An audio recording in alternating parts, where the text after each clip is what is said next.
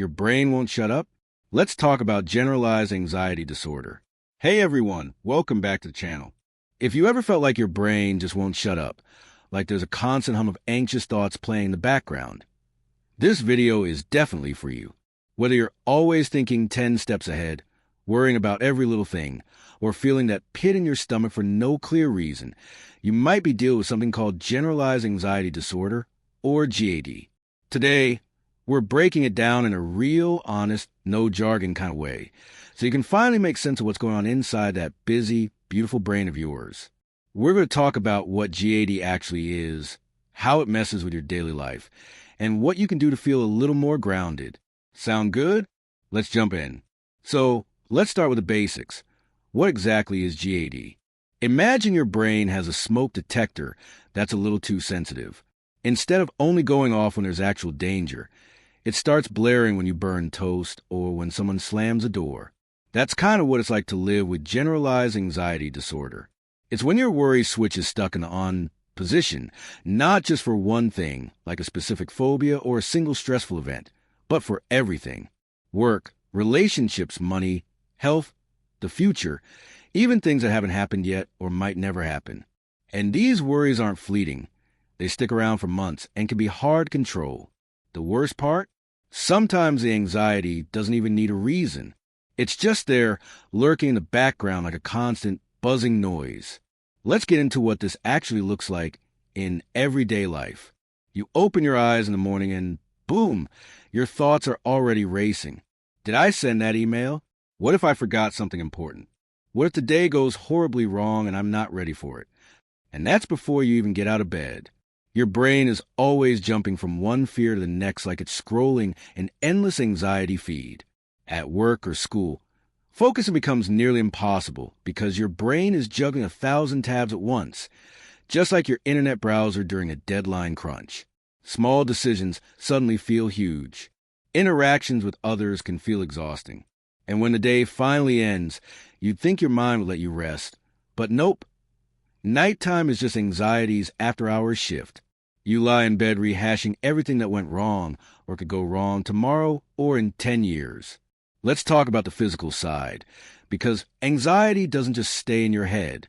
It shows up in your body in all sorts of unpleasant ways. You might feel constantly tense, like your shoulders are glued to your ears. Your jaw might ache from clenching. Your stomach might feel like it's twisting in knots, and headaches become a regular thing. You might get that jittery, wired-but-tired feeling, like you're exhausted but can't sit still. Many people with GAD also struggle with sleep, either finding it hard to fall asleep or waking up throughout the night. Fatigue is huge. You feel drained all the time, not because you've done too much physically, but because your brain has been spinning its wheels nonstop for hours or days. Now here's the tricky part. GAD doesn't always need a big, obvious reason. Sometimes it's hard to trace the anxiety back to anything specific. Sure, it can flare up around stress, changes in routine, financial pressures, or health scares. But sometimes even things that should be exciting, like a new job, vacation, or moving in with someone, can send your anxiety through the roof. That's because GAD is often fueled by uncertainty. The unknown, even when it's good, feels threatening. Add to that a tendency to overthink or imagine worst-case scenarios, and suddenly your brain's spinning stories 24/7. It's also worth noting that GAD often coexists with other mental health conditions like depression, panic disorder, or OCD, so it's not always a pure case of anxiety. That's why it can feel like such a tangled mess.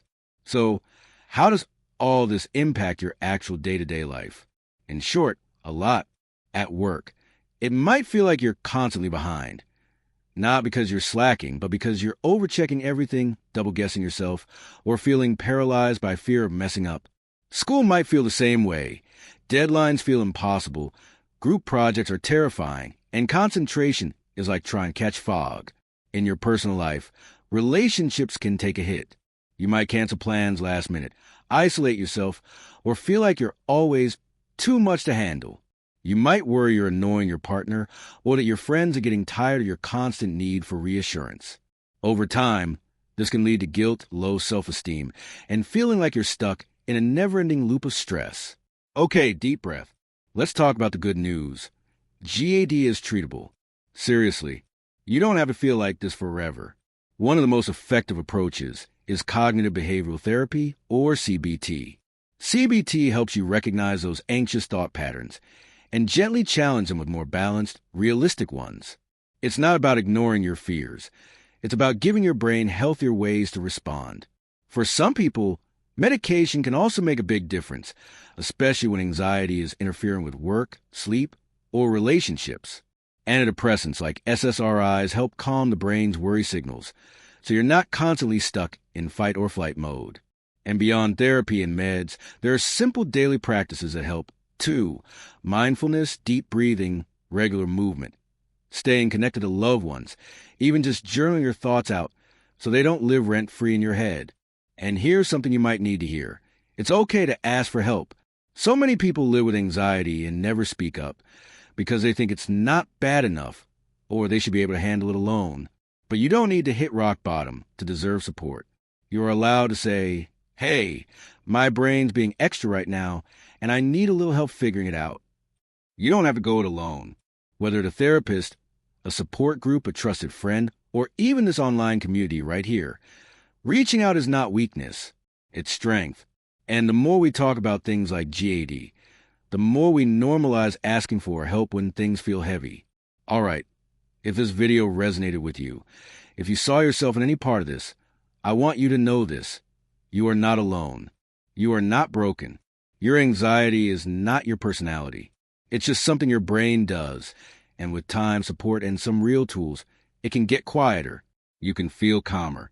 You can show up for yourself with confidence. And if you want to keep learning how to navigate anxiety, life, and all the messy parts in between, I've got you. Hit that subscribe button and join the community right here at @Zakaprat. We talk real mental health, real life, and how to grow through what you go through. Thanks for hanging out with me today.